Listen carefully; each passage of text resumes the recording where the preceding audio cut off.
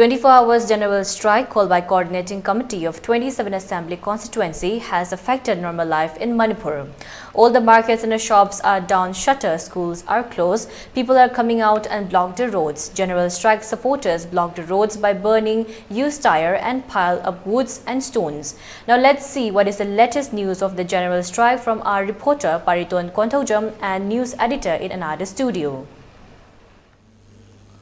Thank you, Dimita. Hauji akhoi adumba akhoi assembly constituency kuntaret ki coordinating committee na kauriba adumba pung kunmari ki general strike na jam chawng na khoi ki normal life ta Manipur ki normal life ta achoba kai pire maroi na khoi banasina maram kan da khoi kaithel singam ta kana ki de dugan sing thonglo na ki aduga interstate amadi inter akhoi le inter village chaliba gari sing chene ki de aduga atai atopa ban sogat pasina lambi da thola kanda khoi lambi da tayar mai thaba aduga uwa pashin ba nung bashin ma mayam chathari ngasi ki overall khoi ngasai da gi khoi ki reporter Pariton Kontaujam tuan mafum sing chala kanda Imphal West ki hauji lamsang de leiri Pariton maroi na ngasi ko gi ba khoi pung kun mari gi general strike da kari pam da tho thok ba tu ngasai nang na chale bis da kari theng rak bu bu thambiu Pariton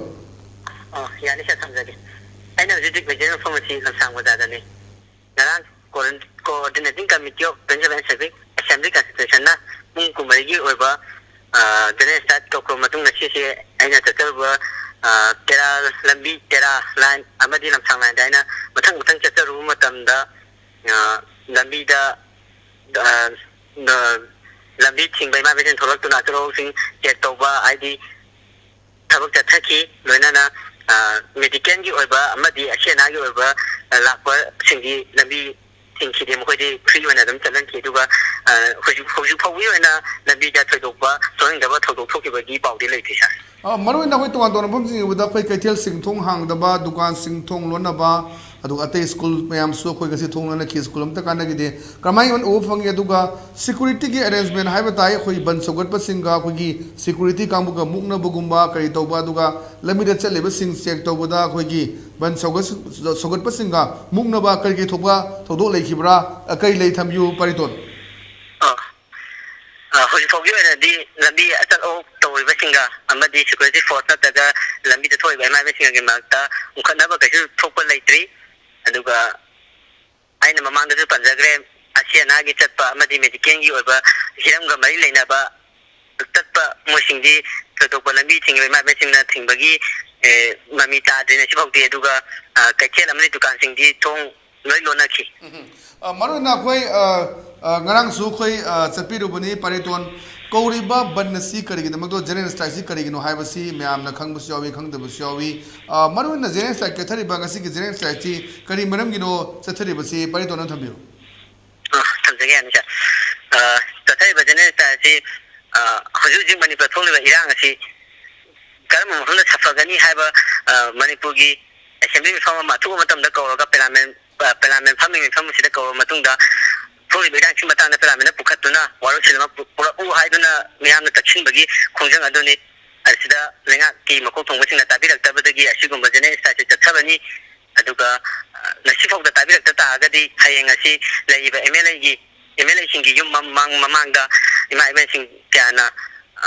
student protest haibadi kam tathagani haibagi thama persilai